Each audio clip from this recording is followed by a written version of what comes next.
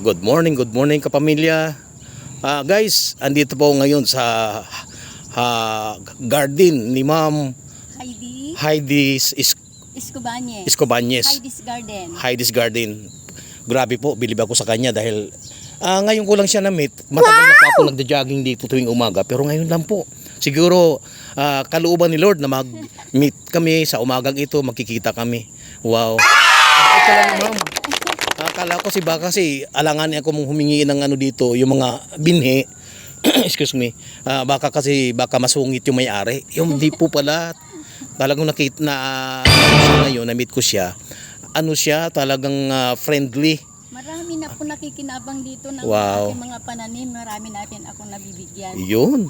Friendly po siya. And then, ano siya, teacher po ng agriculturist sa Malabon.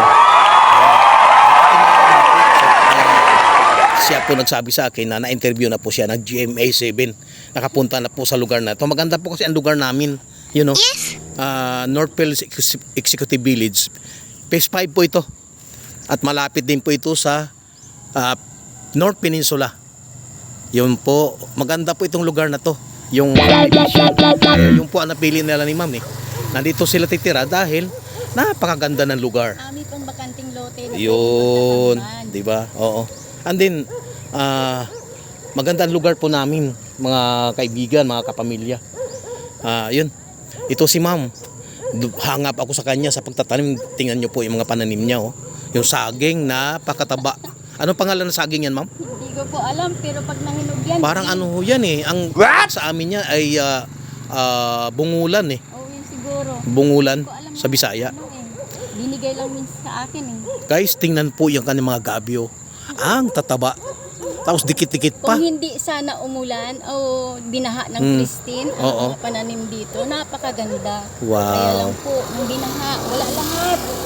Limos lahat. Bus lahat. Grabe. Guys, suportahan po natin si Ma'am Heidi's Garden. Yung po yung ano niya sa kanyang vlog. Oo. Napakaganda yung YouTube. Sa Facebook. Supportahan po natin sa Facebook, YouTube, tsaka sa Instagram. Di ba? Meron po kayo sa Instagram. May sa TikTok. Wow. Bilib ako. Grabe, sabi ko. Kay Ma'am Heidi, may engage naman yung mga tao na yes, Ma'am. Encourage. Tayo naman po ay suportahan po dito, mga kapwa ka-vlogger. Ilang taon na kayo, Ma'am? I'm turning 66 this Wow, hindi halata po mga kaibigan dahil masayahin si Ma'am and then masipag, magtanim. Tingnan mo, iano ko lang po yung kanyang mga pananim. Napakataba. May dalawang lote pa doon sa likod. Malaya ako magpananim basta linisin mo lang yung lugar na pinagtataniman mo. Yes, oo. Galing ni Ma'am talaga. Ma'am, ako'y hanga sa iyo. Bagamat hindi pa ako kumikita sa vlog po, sa mga vlog ko po. Hindi ko makalimutan dahil pinagbigyan mo ako sa interview na ito. Oo. Talagang yung aki kasing account ay kinulang pa. Hindi ko pa ma-monetize.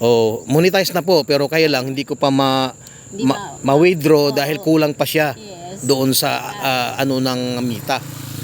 Kailangan ko pang dagdagan. Kailangan maka $100 tulungan mo ako, Ma'am. Ipag-pray mo ako na makamit ko na po yung aking hinihintay at pinag-pray kay Lord. Pagdating ng panahon, gagaya ka rin sa akin. Yan. Buti pala si Ma'am. Meron na rin at least. Naka 730,000 followers. Wow, grabe. Saka meron ng kahit pa paano. Meron nang pumapasok sa kanyang account. Ganun talaga ang vlogger. Tiyaga-tiyaga lang. Ika nga, para may nilaga. Sabi ng mga katandaan, di ba? Kaya healthy na ang katawan mo, healthy na rin ang bulsa mo. Wow. Yun ang maganda doon. Yes, Kaya Ma'am, maraming salamat po talaga, Ma'am. Talagang pinahanga mo ako sa attitude mo na ito. Nadala-dala mo galing Malabon hanggang dito. Kaya marami kaming na-amis sa iyo at nakakatulong ka sa amin. Lalo na sa pagtatanim. Salamat po. God bless you. Salamat po, Ma'am. God bless you.